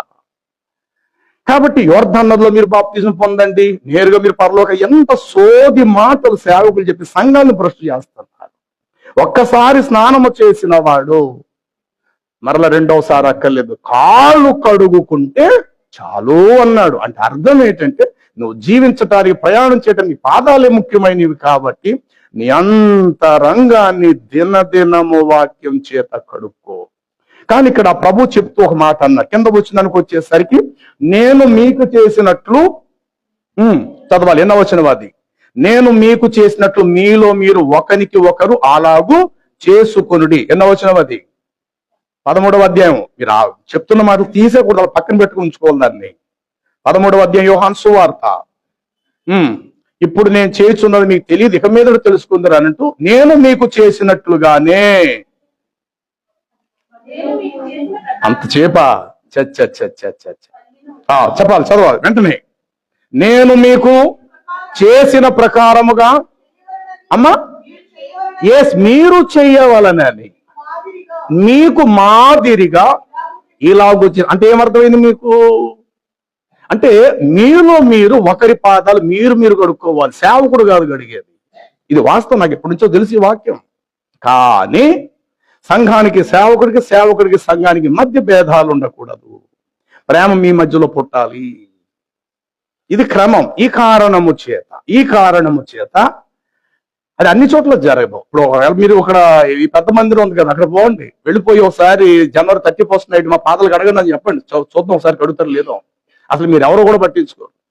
పోనీ కల్వరి టెంపుల్ ఏదో హైదరాబాద్ ఉంది కదా, అక్కడ ఒకసారి పోయి 31st నైట్ వెళ్ళిపోయి నిలబడి, సార్ యోహాను సువార్త 13వ అధ్యాయంలో యేసు ప్రభు చేసిన నాకు చేయండి అని మీరు అడగండి. అది చేస్తాడని చూద్దరు కానీ మీరు అసలు మీరు ఎవరో కూడా వాళ్ళు వెళ్దాం. మీరు కానుకలు వేసారా లేదా, అంతే అయిపోయింది. ఒకవేళ కానుకలు లేకపోతే ఫోన్ పే చేసేసండి, అంతే చాలు. ఇక మీరు ఎలా సావండి, ఎలా బతకండి, అవన్నీ అనవసరం. ఆదివారం మాత్రం వచ్చి నిండిపోయింది అంతే. వ్యక్తిగతంగా మీ జీవిత యొక్క పవిత్రత, దేవుడికి ఎంత అనుకోగా బ్రతకాలి, ఈ బోధలతో వాళ్లకు పని లేదు. మీ నుండి డబ్బు కావాలి కాబట్టి మందలా పోగైపోయింది అంతే, చాలు. కానుక వేసి వెళ్ళిపోయింది అంతే. కానీ ఇంత ఖండితముగా, ఇంత విధి విధానాలు నీకు అర్థమయ్యే లోతుగా నిన్ను సరిచేస్తూ అసలు ఏది కడగబడాలి, దేవుని యొద్దకు చేరుకునేది ఏంటి, ఈ 11 మాసాల్లో మన అడుగులు ఎట్లు ప్రయాణం చేశాయి, మన ఆలోచనలు ఎట్లు దారి తీశాయి, ఇప్పుడు కడగబడవలసింది ఏమిటి, కడగబడినటువంటి వారు, కడగబడిన వారి చేత కనీసం కృతజ్ఞత భావం ఏమైనా మనలో ఉంటుందా అని. ఇక్కడ సేవకుడి కాదు, సాక్షాత్ ముందు దేవుడు కావాలి నీకు. దేవుని వాక్యం చేత మనం కడగబడుతున్నాం, దేవుని వాక్యము చేత మనం విమోచించబడుతున్నాం. ప్రభు చెప్పాడు, నేను మీకు పాదాలు కడిగినట్లు ఒక మాదిరి నేను మీకు చూపించిన ప్రకారము చెప్పాలి మీలో మీరు ఇదే మందిరములో ఒక 2 కుటుంబాలు దూరం అయిపోయి, అంటే వాక్యానికి కుటుంబ సమస్యలు, భార్యాభర్తల మధ్య గొడవ వచ్చి చాలా సంవత్సరాల క్రితం ఆ కుటుంబం అంతా కూడా బయటకు పోయింది. మీలో చాలా మంది తెలుసు. సరే, ఒకానొక సందర్భంలో డిసెంబర్ 31st నైట్ వస్తుంది. ప్రభు ప్రేరేపించాడు, వాళ్ళు అలా విరోధంగా ఉండడం మంచిది కాదని చెప్పి, అతను చెప్పాల్సింది అతను చెప్పి, ఇతను చెప్పాల్సింది చెప్పి 31st నైట్ మీ 2 పాదాలు కడుక్కోవాలి. సమాధాన పడాలంటే అందులో ఒక ఆయన తల వంచాడు. అలాగేనయ్యా, అయ్యా మీరు చెప్తున్నారు కాబట్టి అతని పాదాలు నేను కడుగుతాను, తగ్గించుకుంటాను. ఇదే మాట 2వ వాడికి చెప్పాను నేను. ఆయన ఇలా చేస్తా అన్నాడు, మీరు కూడా చేయాలి. చచ్చా నాకు కుదరదు అన్నాడు, మొత్తం బయటపోయాడు. అంటే తగ్గింపు జీవితం లేనప్పుడు ఇదే మాట జ్ఞాపకం చూపించిన అక్షరంతో శుద్ధ చదివించి, నేను మీకు చేసినట్లు మీలో మీరు ఒకరికి ఒకడు అలా చేసుకోనండి. ఎవరైతే మీలో మీకు విరోధం ఉంటారో ప్రభు ప్రేమను బట్టి సమాధాన పడి ఆ వ్యక్తి దగ్గరికి వెళ్ళి, సహోదరుడా గత జనవరి నెలలో నేను ఒక మాట అనేసాను, ఇది డిసెంబర్ నెల చివరి రోజులో ఉన్నాను, దయతో నీ మీద ఆవేశం పెంచుకున్నాను, దయతో నన్ను క్షమించు అన్న, వచ్చి కూర్చో, ఇలా కూర్చో అని చెప్పేసి అంతటితో మీరు అతని పాదాలు కడిగి, అతని లోపల మీ పట్ల ఏ ద్వేషమైతే ఉన్నదో వెంటనే అతని కన్నీళ్ల ద్వారా కడిగివేయబడతారు. వెంటనే కాళ్ళు కడిగిన తర్వాత నిన్ను కౌగులించుకుంటాడు. లేదు అంటారా, నువ్వు ఇలా పక్కన చూస్తుంటే వాడిని పక్కన చూసుకుంటే అతని సంవత్సరం అలాగే జరుగుతుంది. నువ్వు పక్కన కూర్చున్నాడు, నీ వంకాడు అలా చూస్తుంటాడు, వీడు చాలా పెరిగిపోయింది, వీడికి అలా కూర్చున్నాడు చూడు అన్న ఈ భావాలే ఉంటాయి మీ ఇద్దరి మధ్యలో. సంవత్సరాలు దొర్లాడుతున్నా మీరు చచ్చే వరకు ఉంటాయి ఇవి. మీరు బతుకుండాలి కానీ చచ్చే వరకు ఇలా కొనసాగుతూనే ఉంటాయి. అలాగే నీకు ఎవరైతే విరోధంగా ఉన్నారో అది సంఘమే కావచ్చు, ఒకవేళ నీకు అన్యజనులైనటువంటి వారు వారి ఇళ్ల కాడ ఉంటే కనుక నువ్వు వెళ్ళిపోయి సమాధాన పడాలి. ప్రభు చెప్పాడు, నీ సహోదరుడు నీ మీద విరోధమైనది ఏదైనా కలదని నువ్వు తెలుసుకున్న ఎడల నీ బలిపీఠం ఎదుట నీ అర్పణమును విడిచిపెట్టి మొదట వెళ్ళి నీ సహోదరుడితో సమాధాన పడుము, అటు తర్వాత వచ్చి నీవు నీ అర్పణములను అర్పించుము. అంటే ఇక్కడ ప్రభు బిడ్డలతో నీకు సమాధానం కావాలి. తర్వాత బయటను పనిచేసే చోట నీ ఇంటి పక్కనున్న వాళ్ళతో కూడా నీకు సమాధానము కావాలి. ఎందుకంటే దేవుడు సమాధానకర్త. మరి అలాంటి సమాధానము నీలోనే లేనప్పుడు కనీసం ప్రార్థన అయిన తర్వాత పెద్దవారిని, వయసులో పెద్దవారిని, నాన్నగారు బాగున్నారా, అమ్మ బాగున్నారా అని పరామర్శనే ఉంటది మీ మొక్కలకి. తల వంచి విధులు వెళ్ళిపోతారు, ఎవరు మాట ఎద్దు ముద్ద అవుతారా అలాగా. ఆడవాళ్ళ పరిస్థితి అంతే, మగవాళ్ళ పరిస్థితి కూడా అంతే. కనీసం పరామర్శించు, పెద్ద శబ్దాలు రాకూడదు. నిశ్శబ్ద అమ్మ వందనాలు తల్లి, ఉంటామా, మళ్ళీ అది తెలుసుకుంటారా తల్లి అంటే ఆ యొక్క వినయ విధేయత, ఆ సంస్కారం రోజులు దొర్లుతూ ఉన్నాయి. వయసులో పెద్దవాళ్ళు ఉన్నారు ఇక్కడ సంఘములో, వాళ్ళ దగ్గర నాన్నగారు బాగున్నారా, ఎలా వచ్చారు, ఆటో మీద వచ్చారా, నేను డ్రాప్ చేయమంటారా, వెళ్తారా, మంచిది నాన్న. అలాగే ఆడబిడ్డలు ఉన్నారా, మరి చెల్లి ఎలా ఉన్నారా, అమ్మ బాగున్నారా. ఈ పరామర్శన ఈ పరామర్శన ఈ పరామర్శన సంఘమునకు మీకు కావాలి. కొంతమంది అనుకుంటారు నాకు చాలా వాక్యం తెలిసిపోయిందని అనుకుంటారు, కనీసం తోటి వారితో వారికి సమాధానం ఉండదు. కానీ చేతులు తమ్మ వందనాలరా తల్లి, కొన్ని చేతులు ఎత్తక్కర్లేదు, మామూలుగా నమ్మ వందనాలమ్మా, బాగున్నారా తల్లి, బాగున్నారమ్మా, సంతోషమ్మా, వెళ్తానమ్మా, మళ్ళా వారం ప్రభు చిత్తం అయితే మనం కలుసుకుందామా. ఈ భావాలు మీకు ఉండాలి కదా, ఎందుకంటే మీరు కడగబడిన వారు కదా. మీలో మీలో మీలో మీకే ఆ కక్షాభేదాలు, విమతములు మీకు ఉన్నాయి. ఎలా బలలో పాలు పంపులు పొందుతారు? అక్కడేం చెప్పాడు కొరింథీ పత్రికలో, మీరు ప్రభు శరీరం తీసుకోవడానికి మీరు యోగ్యులు కాదు, ఎందుకంటే మీలో భిన్నాభిప్రాయములు ఉండక తప్పదు. మీలో ఒకడి మీద ఒకడు దుర్ద్వేషముతో ఉన్నప్పుడు ఎలాగో మీరు బలలో పాలు పంపులు పొందుతారు. కడగబడటం సంగతి పక్కన పెట్టండి, లేదా రొట్టె ద్రాక్ష సంగతి పక్కన పెట్టండి, ముందు కడగబడటం సంగతి ఆలోచించండి. కడుక్కున్న తర్వాత మనం భోజనం చేస్తాం కదా, అలాగే కడగబడిన సమాధాన పడిన తర్వాతనే నువ్వు ప్రభు యొక్క బలలో పాలు పంపులు పొందాలి. వయసులో చిన్నవారే కావచ్చు, తమ్ముడా బాగున్నా నాన్న, వ్యాపారం ఎట్లా ఉందన్నా, బాగున్నదా, పోయిన ఆదరణ కనబడలేదు తమ్ముడా, ఎలా ఉన్నా నాన్న, చెల్లంతా బాగున్నారా అని ఈ పరామర్శనే ఉండాలి కదా మీ మధ్యలో. అరే చెల్లి, పోయిన ఆదరణ నువ్వు కనబడలేదట్టమ్మా, ఎలా ఉన్నారా, మా అమ్మ నాన్న అంతా బాగున్నారా అని పరామర్శ మీకు ఉండాలి కదా. అప్పుడు మీలో మీకు ఏం కలుగుతుందంటే, లోక సంబంధులైన బంధము కంటే ప్రభు ద్వారా దొరికిన ఈ రక్త సంబంధమైన ఆత్మ సంబంధమైన ఈ బంధం విలువగా మీరు పెంచుకోవాలి. ఇది విలువైంది. ఎందుకంటే ఎవరింట్లో చావు వచ్చిందంటే సంఘం అందరూ వెళ్ళి అక్కడ కూర్చుంటున్నాం, వెళ్ళి మన చేతులతో కార్యక్రమం చేస్తున్నాం, ఏదైనా శుభకార్యమైన కుటుంబాలతో కలిసి మనం వెళుతున్నాం. అంటే ఇంత పెద్ద కుటుంబముగా, ఇంత పెద్దగా దేవుడు మనకిచ్చిన ఈ ప్రభువుని బట్టి కలిగిన ఈ ఆధిక్యత చాలా విలువైంది. మన లోకస్తులం కాదు. పగలు, ద్వేషాలు, అసూయతలు, జీవితకాలం అంతా ఆ యొక్క టపాల సంచిలో ఉత్తరం అలాగే ఉంది, ఎవడు తీలా లోపల చెదబట్టేస్తుంది. అది చెదబట్టేస్తుంది ఆ టపాల ఇనప సంచి, అది ఆ ఇనపది, అది అందులో వేసే ఉత్తరం సంవత్సరాలు సంవత్సరాలు సంవత్సరాలు మంచు పడుతుంది, ఆ మంచుకి లోపల తడంతా చేరుకుంటుంది. కొంతకాలానికి ఆ ఉత్తరం అంతా బూజు బూజు పట్టేస్తుంది అన్నమాట. వేసావు కాబట్టి వెంటనే తీసేయాలి అది. అలాగే నీలో ఏమైనా వచ్చింది అంతరంగంలో, వెంటనే దాన్ని బయట తీసుకుని, ప్రభా ఎందుకు నా మనసు ఇవాళ ఇలా అనిపిస్తుంది, ఇది కరెక్ట్ కాదు ప్రభా, నేను సరి చేసుకుంటాను ప్రభా, నేను పశ్చాత్తాపడతాను ప్రభా అనేటువంటిది నీకు కావాలి. వాక్యం బోధించటానికి బోధ పొందటానికి వచ్చిన మీలో మీకు సమాధానం కావాలి. వాక్యము బోధించే వానితో కూడా మీకు సమాధానం కావాలి. వాక్యాన్ని అనుగ్రహించే ప్రభువైన దేవునితో మరీ ఎక్కువ సమాధానం మనకు కావాలి. కాబట్టి ప్రియులారా, దేవుని యొద్దకు వెళ్ళేది అంతరాత్మ కాబట్టి అది కడగబడాలి. ప్రభు అన్నాడు, నువ్వు పుట్టిన నాడు చూడగా ఎవ్వడు నిన్ను కడగలా, నేనే స్వయముగా నీ యొద్దకు వచ్చి నిన్ను కడిగి తిని.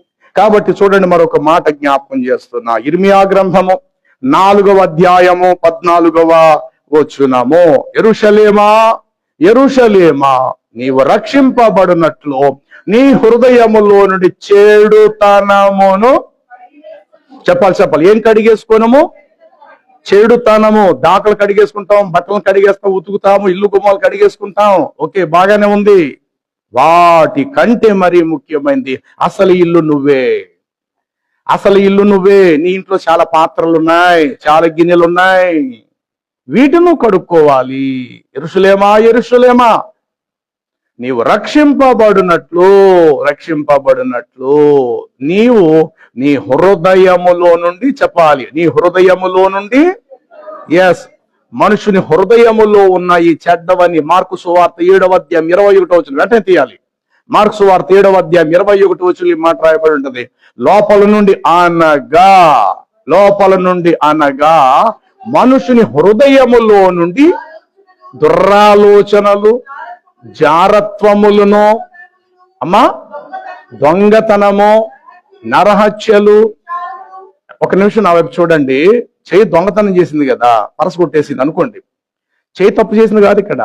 ముందు నీ ఆలోచన పనిచేసింది. ఆడి జేబులో పరస తీయాలి, ఆడు సింగిల్ గా బస్సు ఎక్కాడు, పరస కొంచెం బయటకు కనబడుతుంది, ఆడు అటే తిరిగి ఫోన్ మాట్లాడుతున్నాడు, మెల్లిగా సైలెంట్ గా తీయాలని చేయి కాదు వెళ్ళింది, ముందు నీ ఆలోచన వెళ్ళింది అక్కడికి, తర్వాత చేయి పని చేసింది. కాబట్టి చేయి నరికేసుకుంటే సుఖం ఏంటి? చేతిది తప్పు కాదు, ఆ చేతిని అక్కడ పంపించి ఆడి జేబులో ఉన్న పరస శబ్దం రాకుండా అక్కడ ఆలోచన లేక మెల్లిగా నాగ్గా తీయాలని అనిపించిన ఆలోచన వచ్చింది చూసారు, అది కడగబడాలి. చేయి నరికేసుకుంటే సుఖం ఏంటి? మర్డర్ చేయడానికి మనం మోటార్ బండి మీద వెళ్ళాం, ఇప్పుడు తప్పు చేసి చెప్పి బైక్ని కాల్ చేసుకుందామా, మోటార్ బైక్ తగలెట్టేద్దామా? అయ్యి నేను అక్కడికి కత్తెట్టుకు వెళ్ళాను కాబట్టి కాలు నరికేసుకుంటే సరిపోద్దని కాలు నరికేసుకుంటే సరిపోద్దా? కాదే. అసలు నీ కాలు ప్రయాణం చేయడానికి నీ కాలుకు సలహా ఇచ్చింది ఎవరు? నీ చేతితో కత్తితో పొడవమని చెప్పి నీకు ఆలోచన ఇచ్చింది ఎవరు? అనగా హృదయములోనున్న ఈ చెడ్డవన్నీ మనిషిని అపవిత్రపరచును. ఈ లోపల నుండియే, అనగా జారత్వము, అపవిత్రత, దొంగతనము, దురాలోచన, నరహత్యయు, వ్యభిచారం. అంటే వ్యభిచారం చేయక్కర్లేదు, చేయాలన్న ఆలోచన పుట్టింది చూసారా? చేసేది శరీరం, కానీ శరీరముతో చేయించాలని ఆలోచన పుట్టిందే నీ హృదయములో.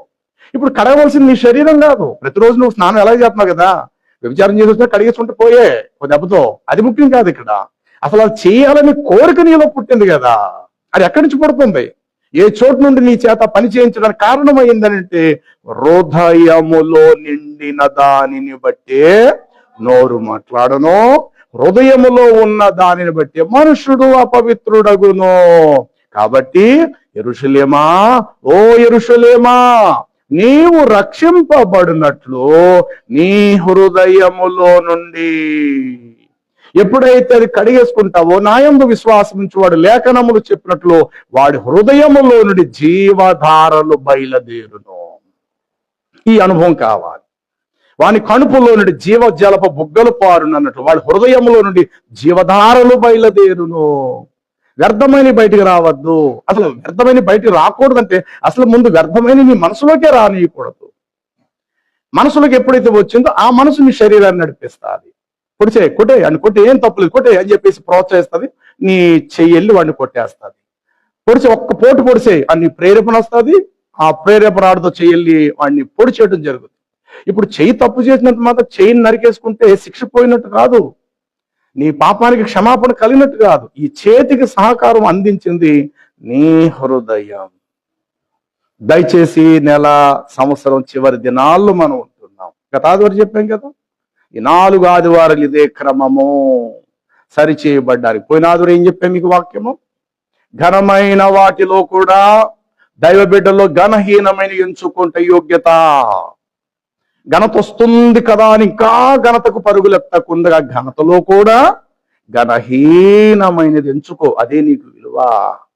గొప్పవాటి యందు మనసుంచక తగ్గు వాటి యందు మనసుంచండి. చర్మకారుని ఇంటికాడు ఉన్నాడు పేతురు.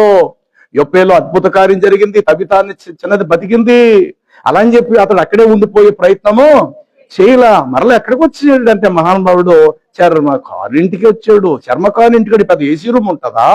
ఖరీదైన వసతి ఏమైనా ఉంటుందంటే దుర్వాసన కంపు కొట్టే పరిస్థితి. కానీ ప్రభు ఎక్కడికి వెళ్ళి ఉండమన్నాడో అక్కడే ఉన్నాడు. అంటే ఘనతలో కూడా ఘనహీనమైన ఎంచుకున్నాడు. ఇది గత ఆదివారం చెప్పా. ఈ 4 ఆదివారాలు మనం సరి చేయబడ్డా. దేవుడిస్తున్న వర్తమానాలు హృదయపూర్వకంగా స్వాగతించండి. ఎక్కడ మీ అడుగులు జాలం మర్చాయో, వేరు త్రావుల్లోకి వెళ్ళాం. నీ ఆలోచనలు ఎటు ప్రయాణం చేస్తున్నాయి, నీ తలంపులు, అది నాకైనా వాక్యం చెప్పే నాకైనా అది నీకైనా ఎటు ప్రయాణం చేస్తున్నాయి. నీకు సమాధానం ఉందా? అన్నదమ్ముల మధ్య సమాధానం, అక్క చెల్లెల మధ్య సమాధానం, తల్లి తండ్రి బిడ్డల మధ్య సమాధానం. మరి సమాధానము లేనప్పుడు ఎట్లా మీరు ప్రభు బలలో పాలు పప్పులు పొందేస్తారు? అది ఇక్కడే కాదు, నీ ఇంటికాడ కూడా. ఒకవేళ భర్త మారు మనసు లేనోడు, నువ్వు రక్షించబడ్డావు, అయినా నీ భర్తతో నీ సమాధానం కావాలి. ఆడు రక్షించబడలేదు, వ్యతిరేకిస్తాడు కావచ్చు, అయినా సరే నువ్వు లోబడాలి. దైవ బిడ్డవు కాబట్టి. వాడికి ఎలాగ తెలియదు కాబట్టి అది వేరే విషయం. తెలుసుకుంటాడు, నీకంటే మంచోడు అవుతాడు తర్వాత. అదే వాడు మూర్ఖుడండి, లోపడ్డండి అన్న మాట ఎప్పుడు దయచేసి ఆ మాట అని దేవుడికి నువ్వు విరోధం కావద్దు.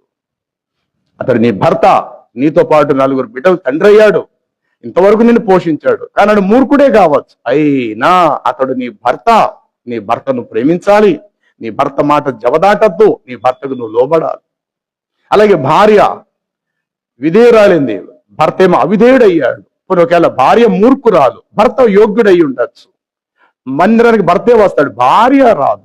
అలాగని చెప్పేసేసి ఆమెను తృణీకరించి వేరే స్త్రీతో ఉండమని కాదు. చేత దేవుడికి లోపడదంటే ఆవిడ వదిలేద్దాం అనుకుంటున్నాను, వేరే దానికి వెళ్ళిపోతాను. మరి ఇంకా నువ్వు ఘోరమైన తప్పు చేస్తున్నావు ఇక్కడ. అలా ఆలోచిస్తే ఇంకా చెడ్డది అది. బ్రతుకుండగా నీ భార్యను మార్చుకో. చూడండి, కొరింథీయులకు రాసిన పత్రిక 7వ అధ్యాయంలో 1 కొరింథీ పత్రికలో ఈ మాట ఇట్లా వ్రాయబడి ఉంటుంది. ఏవని, ఏ స్త్రీకైనా అవిశ్వాసి, చూడండి మరియు 13వ వచనం, 13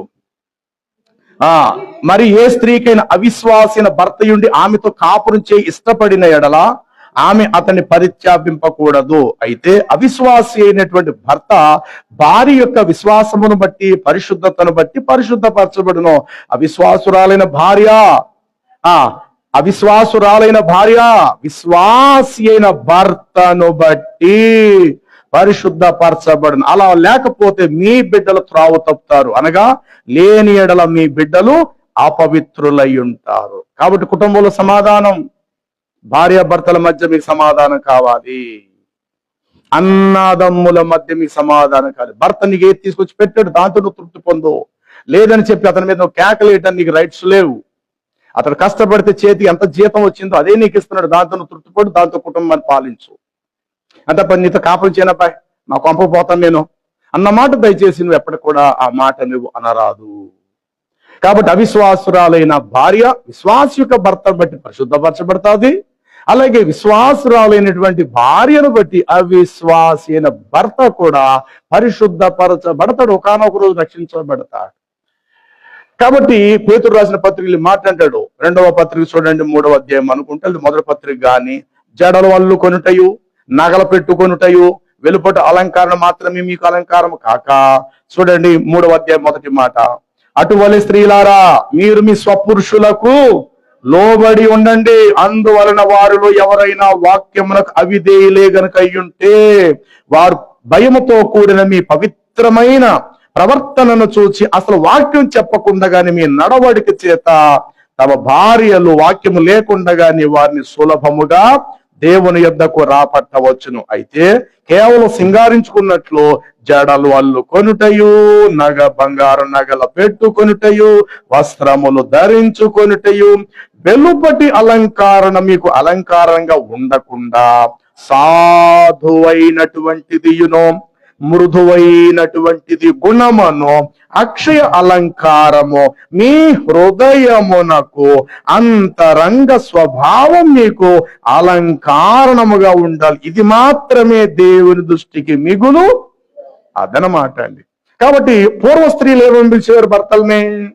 కింద వచ్చిన చదవాలి. అటువలే పూర్వము దేవుని ఆశ్రయించిన పరిశుద్ధ స్త్రీలు తమ పురుషులకు లోబడుట చేత తమ్మును తాము అలంకరించుకొని, ఆ ప్రకారంగానే శారా కూడా అబ్రహామును యజమానుడా అని పిలుచుచు అతనికి లోబడి ఉండెను.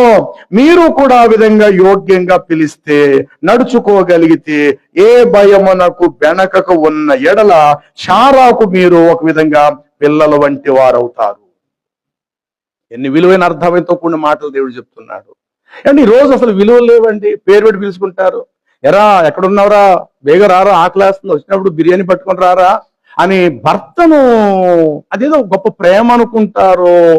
ఈ అరే ఒరే అనిపించుకోవటం గౌరవమే ప్రియులారా. ఇలాగ అనుకున్న వాళ్ళు కాపురాలు ఎంతో కాలం నిలబడవు.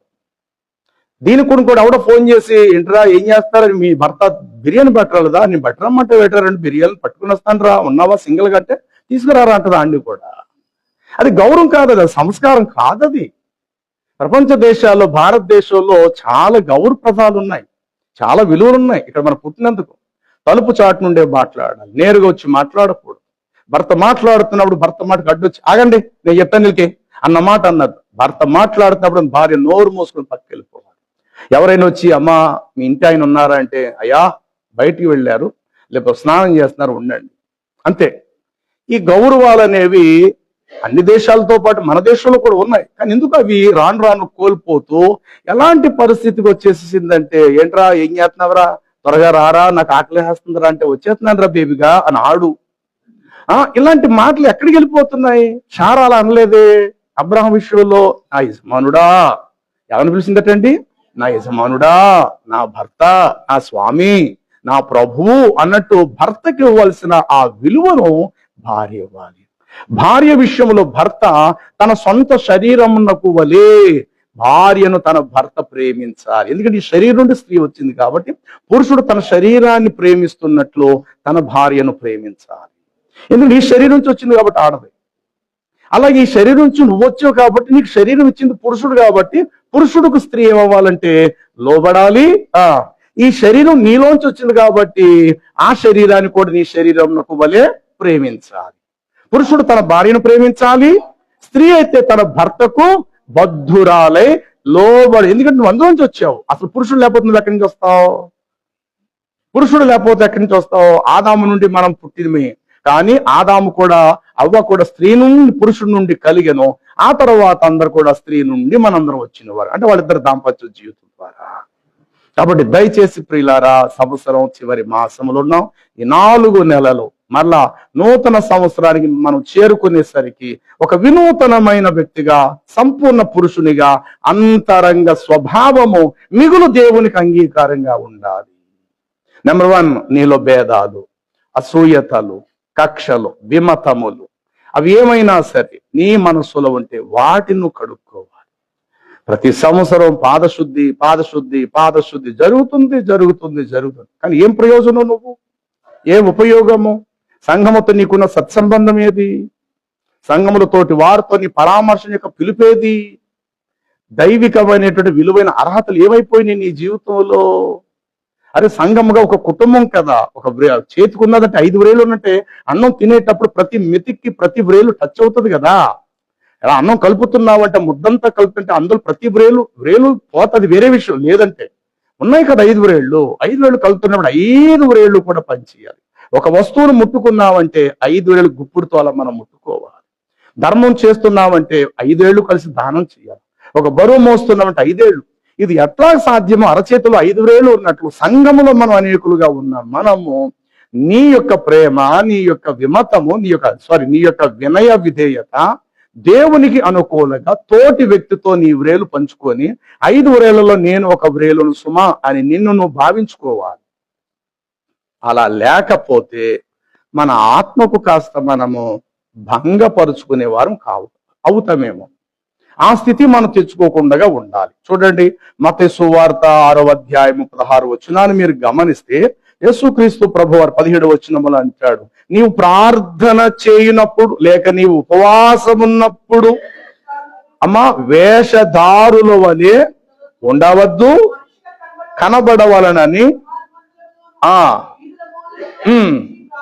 వారికి ఇష్టము పొంది ఉన్నారు మీతో చెప్తున్నాను. మీరైతే మీరు ప్రార్థన చేయనప్పుడు నీ గదిలోనికి వెళ్ళి వేసి దానికి ముందేం లేదా, మీ తల మీ ముఖమును కడుగుకొని, అది ఎన్నో వచ్చిన 17వ వచనం. ఎక్కడి నుంచి చదువుతున్నారు?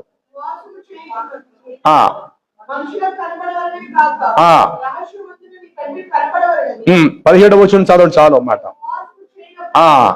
ఆ ఒక్క మాట చాలు. నీవు ఉపవాసం ఉన్నప్పుడు నీ తల అంటుకోవడం ఏంటి? వెంట్రుకలా?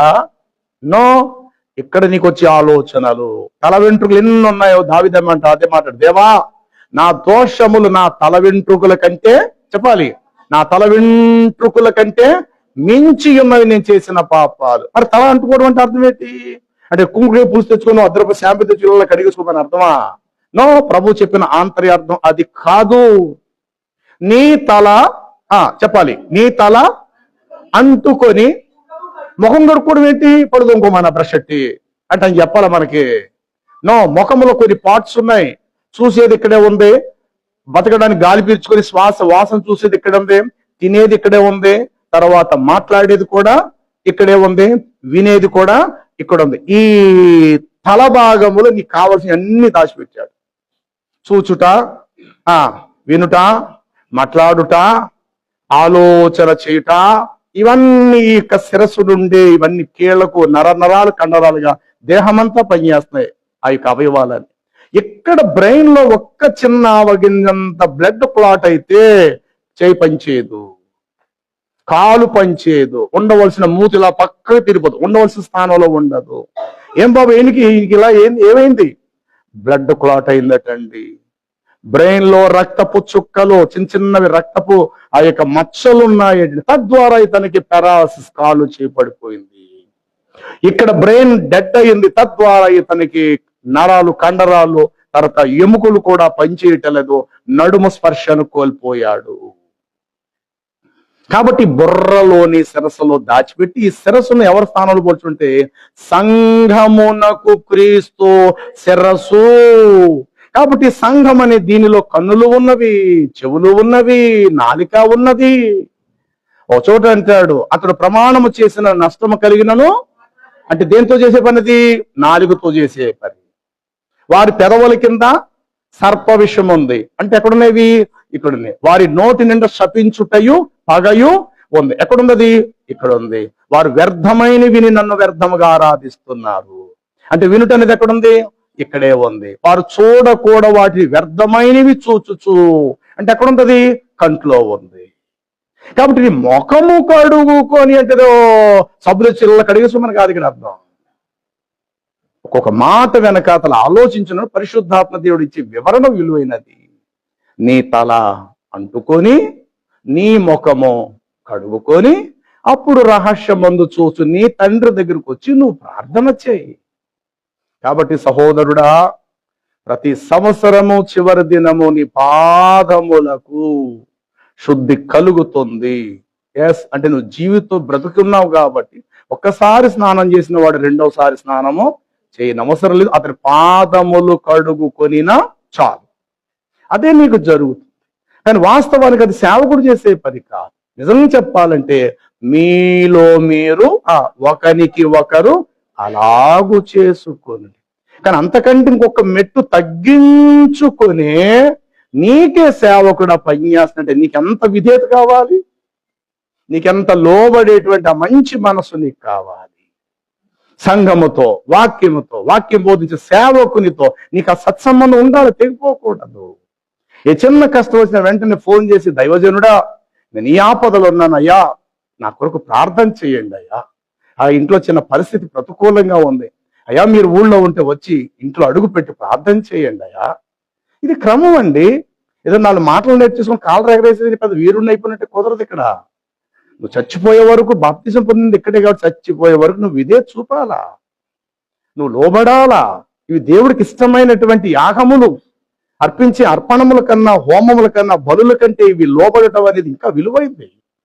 సమయంలో ఒక ప్రవక్త అంటుడు మాట, పొట్టేళ్లకు అర్పించుట కంటే మాట వినుట శ్రేష్టము, దహన బలులు అర్పించుట కంటే ఆజ్ఞను గైకొనుట ఉత్తమము.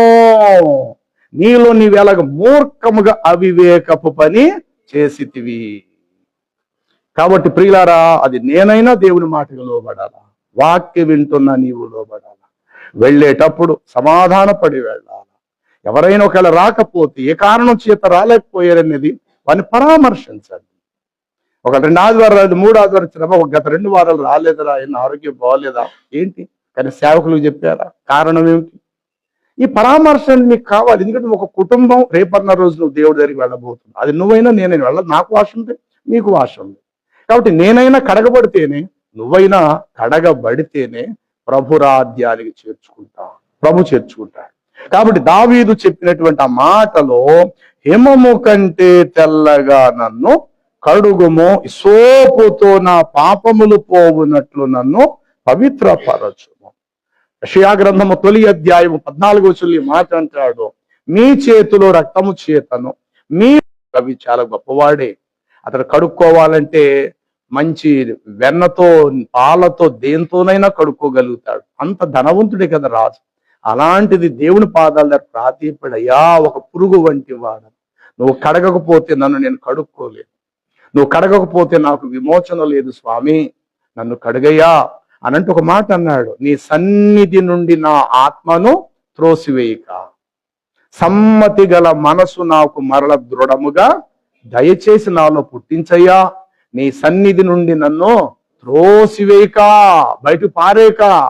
బయటకు పారేసేది కేవలం చెత్త, పాడైన వస్త్రాలు, పురికి పట్టిన మలినమైన బట్టలు బయట పారేస్తా. అలాంటి వాడిని అని చెప్పి నన్ను పారేకయ్యా. మైలు చేసుకున్న ఈ మురికి బట్టను కడిగి ఉతికి తెలుపు చేయి ప్రభు, అంతే తప్ప నన్ను పెంటకు పరిమితం చేయొద్దయ్యా. నన్ను హిమము కంటే తెల్లగా కడు. ఈ కీర్తన ఎప్పుడు రాసాడట? అతడు ఉరియా భార్య అయిన బెత్షెబా యొద్దకు పోయి తప్పు చేసిన తర్వాత, నాతాను ప్రవక్త వచ్చి దావీదును గద్దించిన తర్వాత అతడు రచించి పాడదగిన కీర్తన. ఈ మాటలు మీకు 51 పైన ఉంటాయి. ఈ మాటలన్నీ కూడా నాతాను ప్రవక్త గద్దించి బుద్ధి చెప్పినప్పుడు అతడు సరి చేసుకొని ఈ 51వ కీర్తన రాశాడు. యెహోవా నన్ను కరుణించు, నా పాపములు పోయినట్టు నన్ను కడిగయ్యా అని. చూడండి 51వ కీర్తన తొలివాట పైన ఉంటది. దావీదు స్పీడ్గా చదవాలి. బెత్షెబా యొద్దకు వెళ్ళినప్పుడు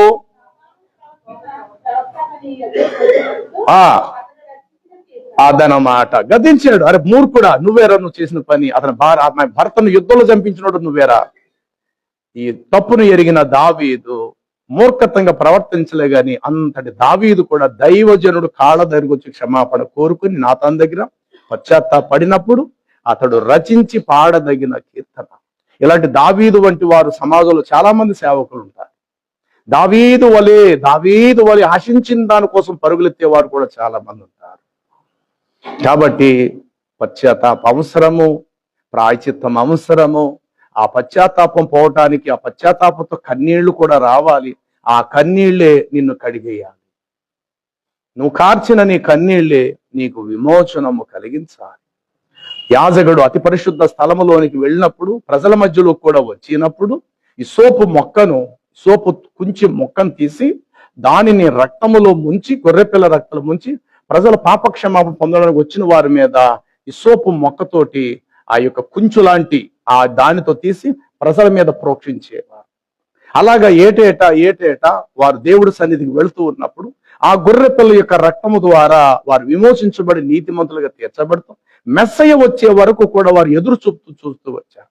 ఇప్పుడు అసలు సిసలైనటువంటి గొర్రె పిల్ల యేసు ప్రభు లోకానికి వచ్చారు. ఇప్పుడు యేసు రక్తం ప్రతి పాపము నుండి మనలను కడిగి, చెప్పాలి యేసు రక్తం ప్రతి పాపము నుండి మనలను కడిగి మనలను శుద్ధి చేయుచు ఉన్నది.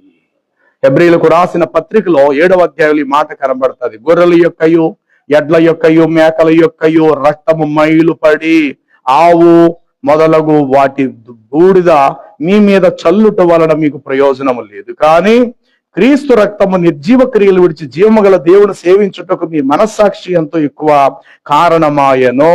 చూడండి 9వ అధ్యాయము 11వ. అయితే క్రీస్తు రాబోచున్న మేలుల విషయమై ప్రధాన యాజకుడిగా వచ్చి తానే నిత్యమైన విమోచనము సంపాదించి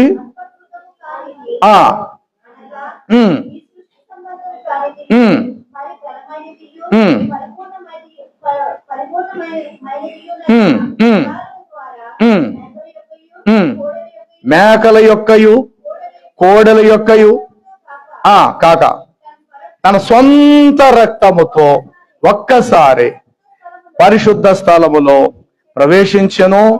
చూడండి దాని పై వచనం చూద్దాము. 7వ వచనము. సంవత్సరమునకు ఒక్కసారి మాత్రమే ప్రధాన యాజకుడు రక్తము చేత పుచ్చుకొని 2వ గుడారములోకి ప్రవేశించును. ఆ రక్తము తన కొరకు ప్రజల ఆజ్ఞాతిక్రమముల కొరకు అతడు అర్పించును.